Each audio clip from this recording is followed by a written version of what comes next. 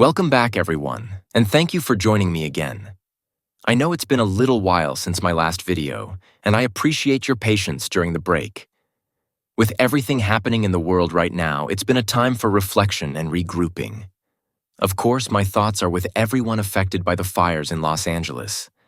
The devastation they've caused is heartbreaking, and the resilience of the people impacted is a reminder of the strength communities can find even in the face of overwhelming challenges. As always, I'm grateful to have this space to engage with all of you, and I'm looking forward to diving back into our discussions together. Let's get started. Democracy is often presented to us as a static institution, a government of laws, systems, and structures. But what if democracy wasn't a destination, but an ongoing process of insurrection, resistance, and radical participation? Today, we're diving into the groundbreaking work of Miguel Abensour, the French philosopher who reimagined democracy as something insurgent, alive, and perpetually unfinished. Miguel Abensour was born in 1939 and passed away in 2020, was a philosopher deeply influenced by Marx, Emmanuel Levinas, and Hannah Arendt. His work is lesser known but profoundly important for rethinking political philosophy. Abensour rejected the idea of democracy as merely a state apparatus, arguing instead for what he called insurgent democracy, a radical form of collective engagement that challenges authoritarianism and centers human emancipation. Abensour draws from a wide tradition of thinkers: Karl Marx for his critique of the state, Machiavelli for his focus on power and resistance, and Levinas for his ethics of the other. Yet his work is uniquely his own, a call for democracy that resists being co-opted by power. In this video, we'll unpack Abensour's concept of insurgent democracy, connect it to like-minded thinkers, and explore its relevance for our political struggles today. At the heart of Abensour's philosophy is a rejection of democracy as synonymous with the state. For Abensour, the state is an inherently authoritarian structure, even when it claims to operate democratically. The state, he argues, tends to absorb and neutralize the very forces of dissent that keep democracy alive.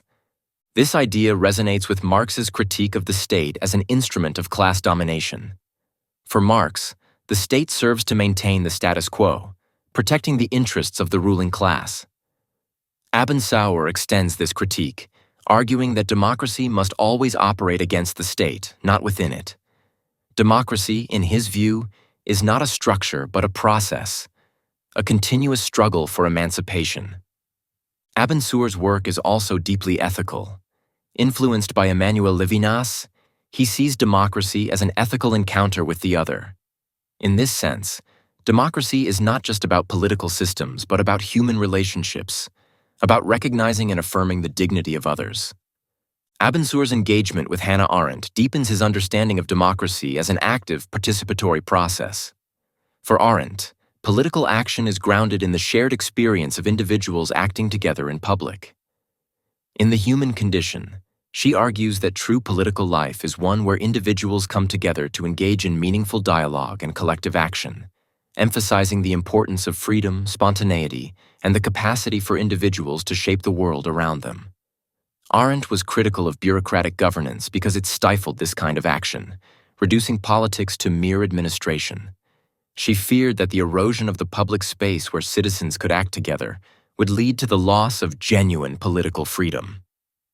Abensour takes this critique further by viewing Arendt's emphasis on action as central to a dynamic and radical vision of democracy. Abensour adapts Arendt's ideas by framing democracy not just as participation within existing political structures, but as a form of insurgency. Democracy, in this sense, is a refusal to accept the limits imposed by the conventional ways of governance, and is instead a continual interruption and reimagining of the political order.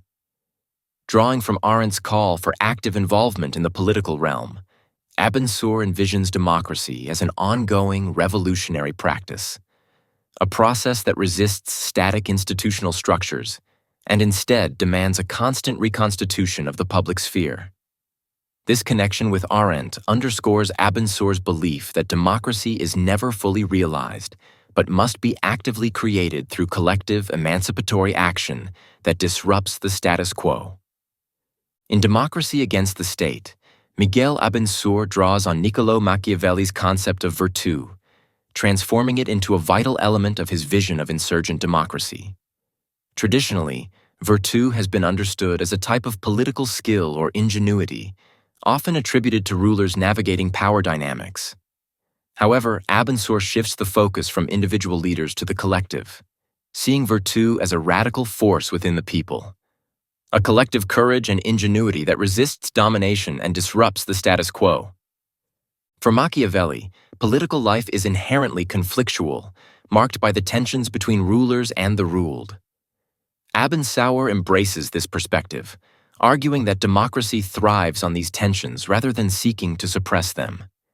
The essence of virtù lies in its ability to navigate this perpetual struggle, fostering resistance and renewal.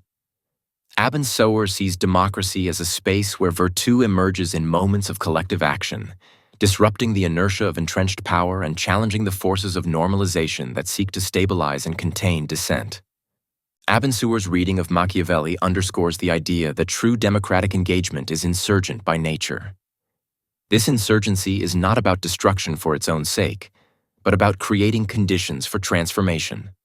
Historical examples like the Paris Commune, where ordinary citizens took governance into their own hands, or the uprisings of the Arab Spring, illustrate the collective virtù that Abensour champions. These moments reveal the potential of democracy to reimagine itself in the face of oppression, guided by the courage and creativity of the people. Abensour's vision of democracy is not an abstract ideal. It is grounded in real-world practices of resistance and solidarity. Think of movements like the Paris Commune of 1871, Occupy Wall Street, or the recent global climate strikes. These are not examples of democracy as governance, but democracy as insurrection, a collective refusal to accept the world as it is. Here, Abensour's ideas align with Jacques Rancière, who argues that democracy begins with the assertion of radical equality. For Rancière, politics happens when those who are excluded from the system demand to be heard. Similarly, Abensour sees insurgent democracy as a way of reclaiming power from elites and creating a space for radical participation. Abensour was particularly inspired by Karl Marx's writings on the Paris Commune, which he saw as a model of insurgent democracy.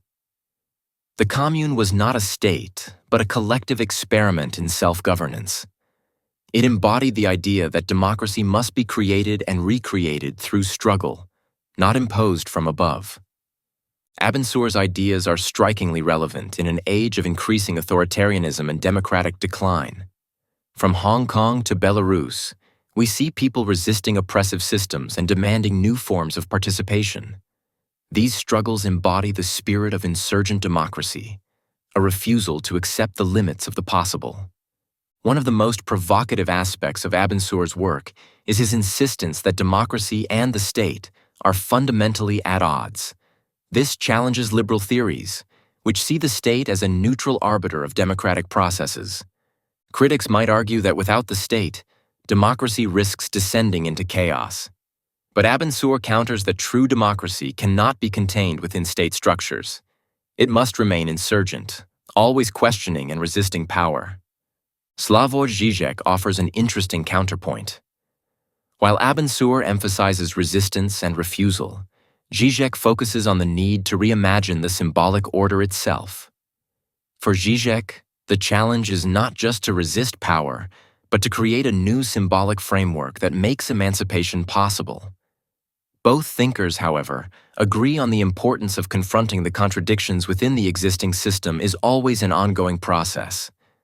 Abensour's focus on ethics sets him apart from traditional political theorists, who often frame democracy in terms of institutional design, governance, or procedural justice. For Abensour, democracy is not merely a structure or a mechanism, but a lived ethical practice rooted in our relationships with others. Grounding democracy in an ethical relationship with the other invites a shift in perspective. Instead of seeing politics as the management of competing interests, Abensour reimagines it as a space where the recognition of human vulnerability and interdependence becomes foundational. This ethical dimension demands constant attentiveness to the other as a source of moral obligation, not merely a participant in a transactional system.